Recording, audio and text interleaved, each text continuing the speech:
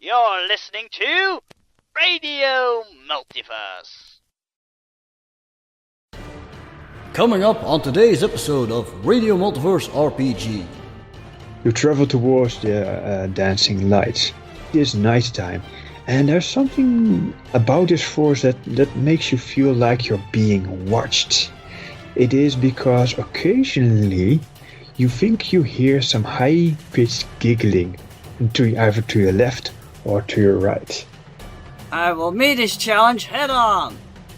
Oh, yes. He picks up the Skull Star and starts doing the same thing he's doing, charging at him. He's like, "Roar!" Next he's like, "Hi, I'm Tyree, what's your name?" Alright, that's it. And he whips out his shilia and makes huge motion with it and knocking some of the townsfolk that were poking him at least. No, the tongue, these are just weak, pathetic villagers, don't hurt them. They've obviously got problems we need to help them with. I walk up to a little bug, grab him and go "Tell me, what is your problem, my little green friend?" And suddenly the bell tolls. It's a sonorous sound that is just filled with doom. Everybody in the room just turns pale. The bearman just rises and storms out of the town hall, going, "Alarm! All soldiers to the perimeter! Look alive! They are coming!" Hello, dear listeners and viewers at home, and welcome back to Radio Multiverse RPG with your host, Ramsey. For you at home, it's probably just another of our videos you're watching, but for us, it's actually been a while since our last recording. I think it's at least 2 months. What do you guys think? Time is relative. Yeah, well, whatever. It's certainly been a while, but we're finally returning to Masters of Umdaar. And today we unfortunately do not have all our players, but as I always say, quality before quantity. And today I would like to welcome back Dries. Hello, Dries. Yay! Dries, say something funny. Meh. Okay, you gotta work on that. And also we have a Spoofnum. Welcome, Spoofnum. Hello. Okay. And last but not least, we have today's GM, who always runs our Masters of Umdaar game. It is Douwe. Hello, Douwe. Hello. Thank you for that rousing round of applause. Yeah. Yay. So enthusiastic. Yeah. Well, if you got to ask for it, you're doing something wrong, right? Exactly. Exactly. No. We really appreciate this game you're making for us, Douwe. Thank you. I've just had a very, very tiring week, and I'm not very enthusiastic. Oh, you sound normal, so that's a good thing. I'm always tired, apparently. No. You're finding new energy. I sense it. Yes, this game replenishes my energy supply. Good. Well, it's been a tough few weeks for me as well, but let's not dwell on all the bad things that we have in real life. Let's focus on the bad things that we have in this game. No, it's gonna be a fun game. No bad. Krylene is allergic to bad. Okay. Sure, wanna smash things. Mm-hmm. Let's see. Let's see. Introduction. Previously on Masters of Umdaar, having defeated the deadly door's derelict death trap, our Arcanauts have defeated a fiery guardian that guarded a most explosive treasure, the fuel crystals with which they can fuel their battle tank, and finally drive off to save a city that is on the precipice of being conquered by Lord Technor, Master of Technology. But first, we've got to explore the Hero's Forge. Because, you never know when you're going to come back to this place. So they pass through the doors and are now, and they pass through the doors, and the door gave each of them a name with a title with meaning. What it is, we may be able to find out this session, or maybe not. Now they face the Hero's Forge, an unknown demiurge locus, which they suppose trains champions capable of wielding a mystical power. Can our Arcanauts uncover the mysteries of the demiurge? Can they survive its undoubtedly deadly traps? Can they do this all before the Legion of Technor, Master of Technology, plunder the city of Society 19, a treasure trove of ancient artifacts and weapons of war? Probably not. Probably no. Well, don't sell yourself short. So, last time you made yourselves a bunch of bone weapons that are liable to break anytime soon. So, never know. They're liable to break anytime soon. Hopefully, before they do, you have the opportunity to buy them with stunts. Moving along, you also have a new aspect, a personal aspect with a free invocation on it. That is, instead of the invocation that you get on the show on this episode's title, which is dun dun dun, Invasion from the Abyss. All right. Right. Also, how you actually call them fuel crystals. At first I was like, what crystals? And I suddenly realized that was Ryrene who calls them that. Mm-hmm. Well, Lore is not with us to correct you, so it's fuel crystals. Fuel? Right. Fuel. Right. Yeah. Are there any questions before we start? Nope. Time for adventure. Okay. Right. You travel through time. Come on, grab your friends. We go to very. Oh, that's a different show. Adventure time. Right. You leave the battleground, the lava battleground behind you, with the crumbling bridge, which cuts off your only means of escape. Deeper and deeper you go into the earth, and as the light behind you the orange light behind you fades, in front of you, you notice a very faint shimmer of luminescence. You travel deeper and deeper underground, like that song, deeper and deeper underground, and finally you see something sparkle, and you follow the light source until you come into what feels like a giant underground cave of some sort. On top of it, above you, there are pinpoints of light which vaguely illuminate the surroundings. You are surrounded on all sides, basically, by what smells like a forest. Under your feet, you feel the soft earth of a pine cone forest, a forest of pines. In the distance, about 20 degrees upwards for your side, you spot another light source that is dancing through the trees. It is orangey and warm, unlike the cold glitter above you. Okay. Are you done? Yes.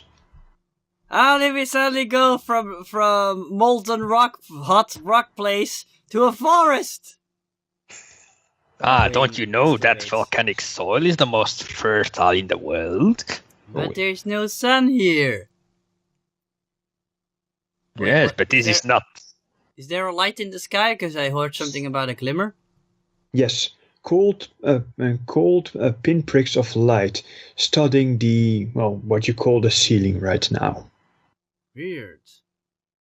Mm-hmm. Oh well, moving on. I like the academic rigor of Kryrene. She's not one to dwell on details, especially details that she cannot explain. Mm-hmm. Fascinating. All right. Come on, guys, You let's take- move on. Before Right. people start talking a lot about mysterious things that are going on.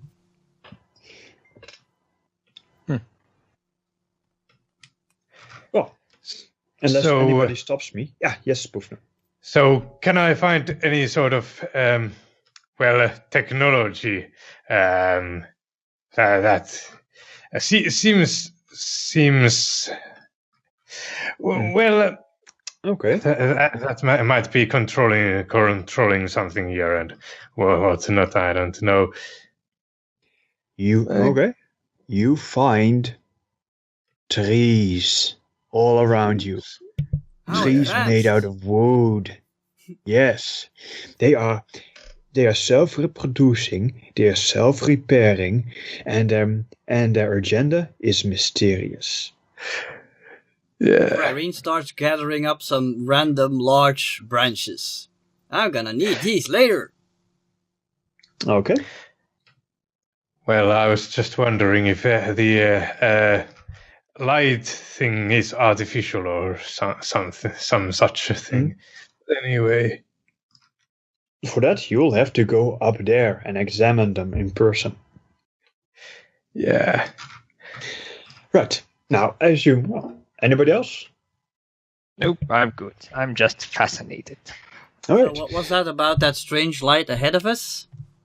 Yeah, let's say strange light in the distance. It's about half the size of your pinky finger, and yeah, it is dancing through the forest in one. And it seems like to be dancing circles in the forest, quite a bit away from you. Ooh, I think my. Then again, I am born in the jungle. This is not probably a jungle, but still, nature stuff. Do I have something for that? Oh no, wait, I'm playing an idiot. And she says, I think my mentor told me something about dancing lights in the forest, but what was it again? And oddly enough, yes. I'm gonna use clever and see if I get lucky. I just think it's more likely for Kryrene to know something about forest spirits or something. Mm-hmm. Okay. Yeah, your friend is a shaman, right? Yes. If only Elon was here, she's a smart one. Okay, apparently she's an idiot. I got 3 minuses. I don't think I'm gonna figure anything out. It must be somebody. It must be a campfire. It's nothing. It's probably a campfire with new friends waiting for us. Exactly. So you happily skip on towards the danger. I mean the fire.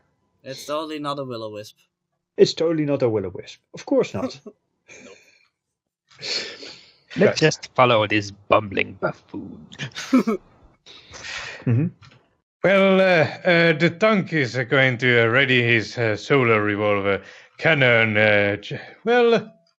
Maybe there needs to be some more dancing lights. I mean, Well, you approach the dance. No, you approach the dance.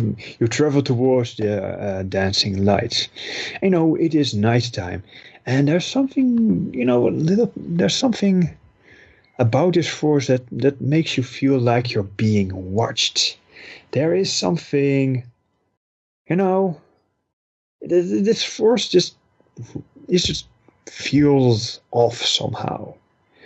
Maybe, just maybe, it is because occasionally you think you hear some high-pitched giggling, either to your left or to your right.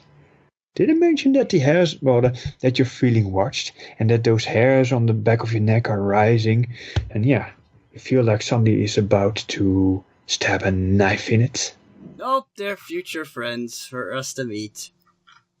They sound very happy, as she says with a smile. So does death.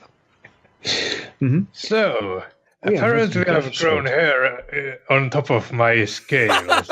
That's Oh yeah, good point. strange. you're Now suddenly the dog is wearing a wig. okay. In your case, your scales are tingling.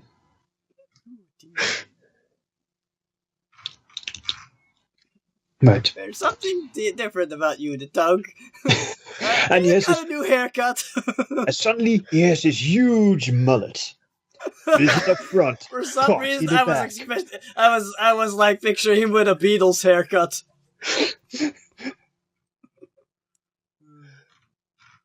Funny. Mm-hmm.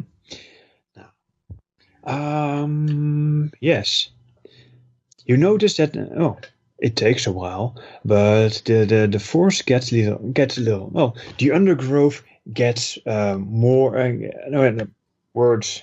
Okay, the forest gets a little lighter, and the glow, the orange glow before you, is starting to grow larger and larger until it feels like the entire horizon is filled by this orangey glow, which is is very logical because you come up onto a clearing that is dominated by a township with indeed wooden houses, and there's a lot of campfires being lit. One huge bonfire in the central marketplace, and various smaller big piles of fire surrounding the outer edge. Nervous people with pitches and with pitchforks and torches patrol the perimeter, basically skirting around the houses, looking utterly terrified for what may come from the forest. Irene says rather loudly, Look, friends, underground town people. Let's go meet them. It seems you were right about those campfires. And out of the forest comes a rumbling ankylosaurian. Ah! They're here! The brave patrolmen scream in panic. One of them drops the pitchforks and runs straight to the center of town, and the other one is just stands there. Everything about him is shaking. His arms, his legs, his boots, his weapon is shaking so hard it's almost vibrating at the speed of light. And he stares at the Ankylosaurus. His face is completely pale, like you just saw a ghost. Oh, I like this town. I wave at the people going like, hello, town peoples.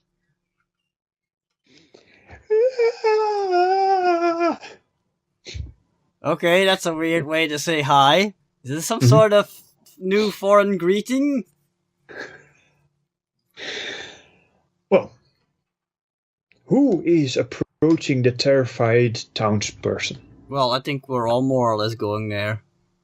I'm staying a little bit behind. I want to be the big surprise. Booga, booga, booga! I am death incarnate. Fear me.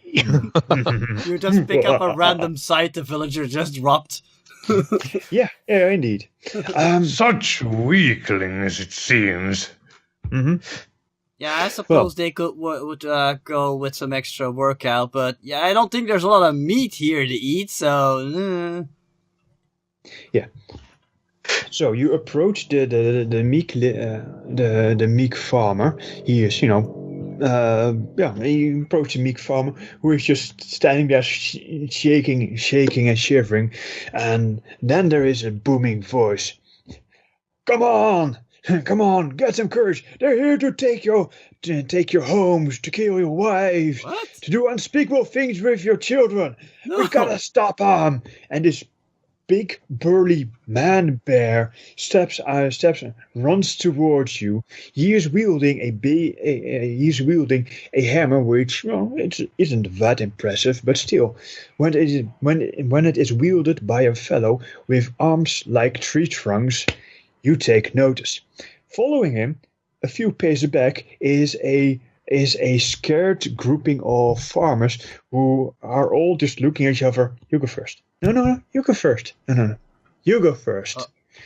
And they're just following the angry man bear reluctantly. Okay, I gotta ask, because this is Umdaar, what do the peoples look like? Good question. Let's. Yes. They look humanoid, 2 arms, 2 legs. They are pale-skinned, really pale, with huge saucer-like eyes, a rather big round head with a much smaller jaw than you'd expect.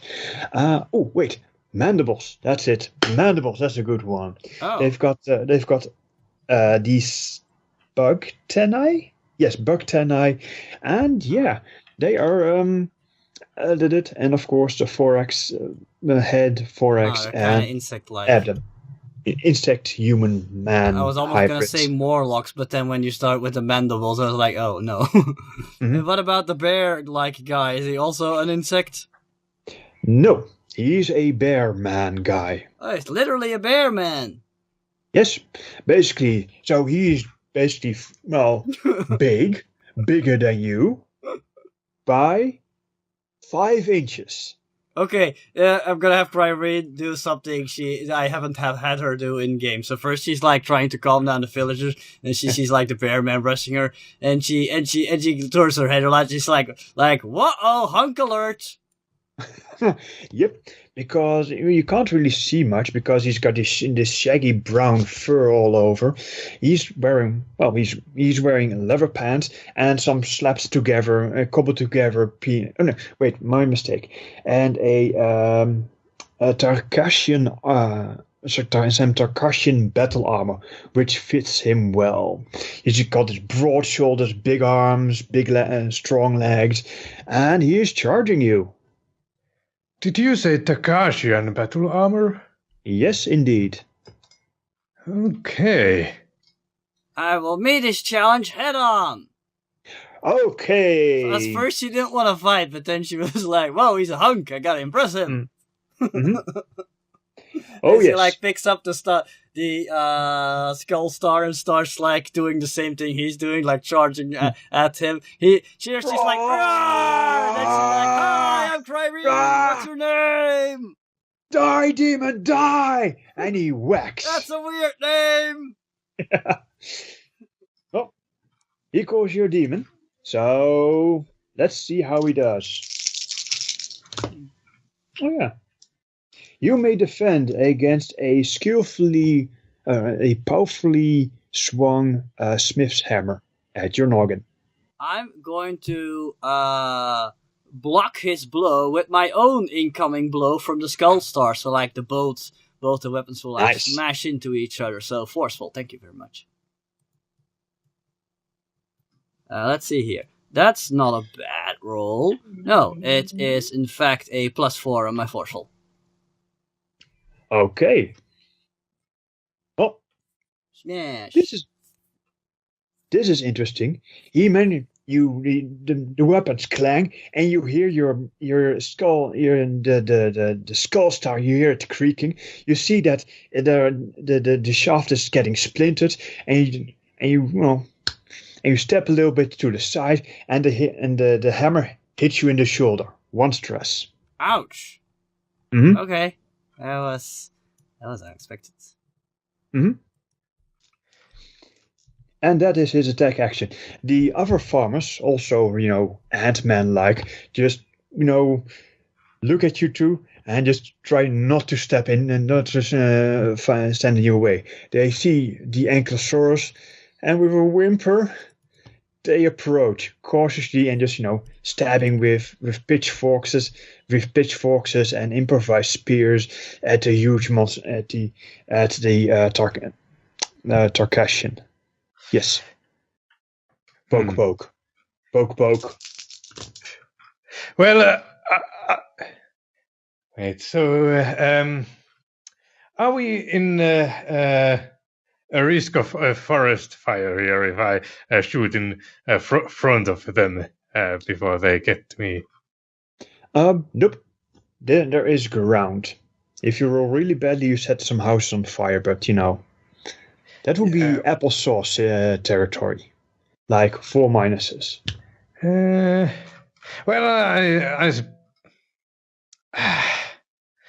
yeah, well, I'm going to give them a warning shot. Mm-hmm. Ooh, that's a nice one. Okay, roll it. Okay, then.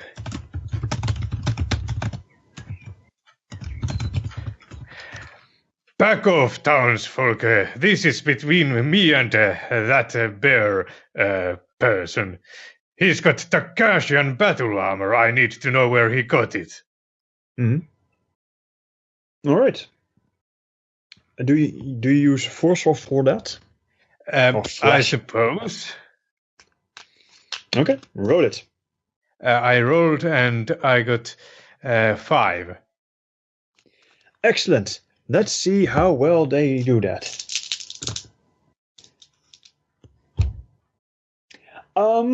They all turn and flee. Literally, they all turn and flee. Applesauce. They drop their weapons, run screaming about demons. You smell the scent of panic. It just hits you in the face like a cloud of gas, and they run to the nearest home, banging on the doors, going, "Let me in! Let me in! The demons are coming! The demons are coming!" And you're just, in an utter state of panic. Yeah, that went well for you. Anyone else? I'll just, stay over here and smell the flowers. Can I counterattack? Because I've only defended. Yes, you can. Okay. Hello there, my little insect friends. You could always sneak close in the confusion. I'm gonna try to smash his weapon to the side so I can restrain him. That sounds clever. That's what? God, disarming him. You know what? I'm gonna do it differently. Because I'm no good at being clever. I'm gonna wait till the right moment and dodge one of his swings and try to jump then jump under the swing and try to pounce him that way with a quick. That sounds quick. Yes. Quick. Careful would have worked as well. Anyway. No. I do only forceful, flashy, or quick. Everything else I'm not good at. I am going to ask you to do more clever things then. No. Just for your luck. Is that I think that's a minus? Yeah, that's a minus. That could have been better. Oh well, +3 then. +3 to... yes. Grapple him. Yeah, technically. I just want to push him to the ground for starters. Okay. Oh, that's wow. Technically creating an aspect, I think. Forcing an aspect on him, I guess. Oh, right, yeah. Indeed. Pounced. In that case, you've got pounced. You have put the aspect pounced on the bear. Yes. And I say to him wow, you're big. Where do you come from? What's your training regimen? Tell me all about yourself. I'm Cryrene.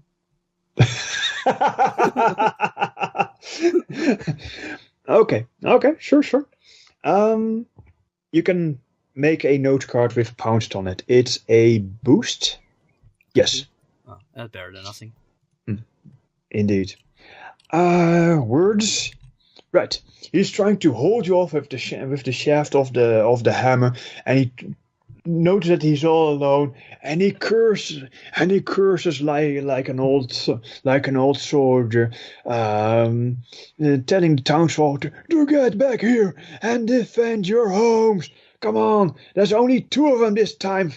Thank the stars. Now come back here and fight. He's trying to inspire the townsfolk. Oh, you sure have a loud voice. He's also not responding to your questions. Damn it. Okay, some of the villagers return, ashamed, and they jog back to the fight. See that their friend is on the ground, and they charge the evil demon type, the Rakshasa. Yay! Since they yeah. What? What? Mhm. Did you just call Cryrene an ancient Indian demon? Yes, I did. So, to spoof them, you see that the villagers are back for more. Some of them, not all of them. They are poorly disciplined. Oh, wait, I should stop and let you do a thing.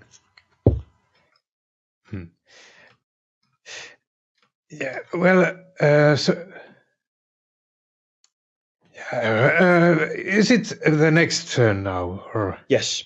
Okay, so the tank is more interested in the armor than the villagers at the moment. So he will go and maybe. How would the cash interrogate somebody? I wonder. By shouting at them. Of course, that's always a good possibility. Yes. Ramming By them the and way, shouting in their face. can I deduce from which society, approximately, even at least, that armor is from?